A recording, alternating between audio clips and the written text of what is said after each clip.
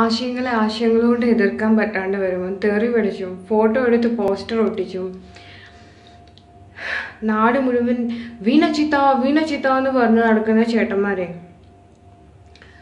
ഒരു കാര്യം പറഞ്ഞോട്ടെ, നിങ്ങളുടെ ഒന്നും ആ നശിച്ച നാക്കീന്ന് വീണ മോശമാന്ന് പറഞ്ഞുകൊണ്ട് വീണ ഒരിക്കലും മോശമാവാൻ പോണില്ല. പിന്നെ മുസ്ലിംസ് എന്തേ നിങ്ങളെ പിടിച്ച് കടിച്ച? എന്നെ വലിയ മതേ തറ ആക്കിയാലും കുഴപ്പമില്ല, കാരണം നിങ്ങൾ പറഞ്ഞ മതേ തറ അല്ല ഞാൻ.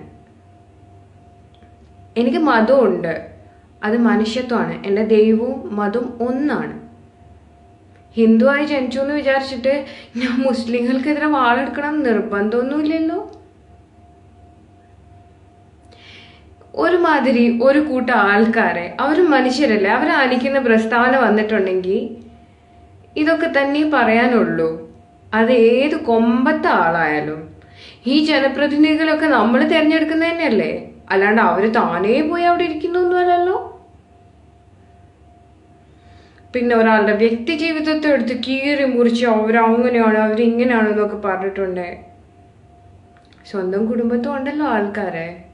ഇങ്ങനെയൊക്കെയാണ് മുന്നോട്ട് പോകുന്നതെന്ന് വെച്ച് കഴിഞ്ഞാൽ നിങ്ങളുടെയൊക്കെ വീട്ടിൽ ആൾക്കാർ കയറി നിറങ്ങുന്ന ടൈം വരും വൈകാതെ. പിന്നെ എൻ്റെ ഫോട്ടോ പോസ്റ്റർ ഒട്ടിച്ചതിന് കുഴപ്പമൊന്നുമില്ല, പക്ഷെ നെക്സ്റ്റ് ടൈം ഒട്ടിക്കുമ്പോൾ കുറച്ചുകൂടെ നല്ല ഫോട്ടോ എടുത്ത് ഒട്ടിക്കണം. ഒന്നുമില്ലേ, നാലാൾ കാണുന്നതല്ലേ.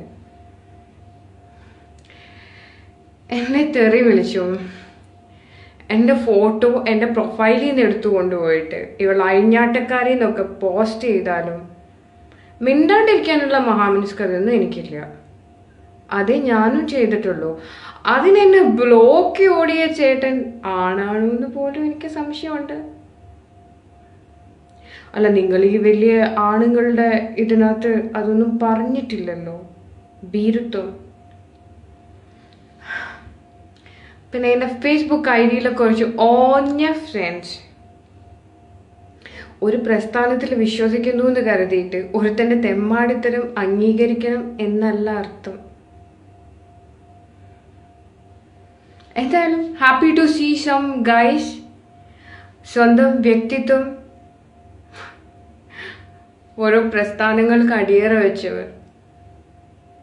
എന്തായാലും ആർഷഭാരത സംസ്കാര സ്നേഹികൾ ഉണ്ടാക്കാൻ വന്നു കഴിഞ്ഞാൽ ഒന്നും വീണയ്ക്ക് പോകാൻ പോകുന്നില്ല.